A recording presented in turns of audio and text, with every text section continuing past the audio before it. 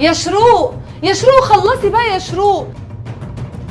طب والله العظيم لما تيجي ساعة خطوبتك ما هعبرك.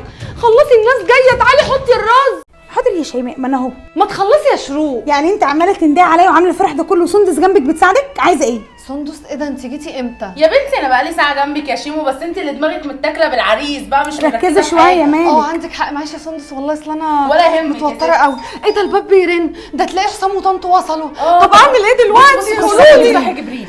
ماشي. طب جهزوا الرز ها والحاجات والفراخ، خلي بالكم بسرعه والنبي. مجنونه اتهبلت بالعريس. مبسوطه.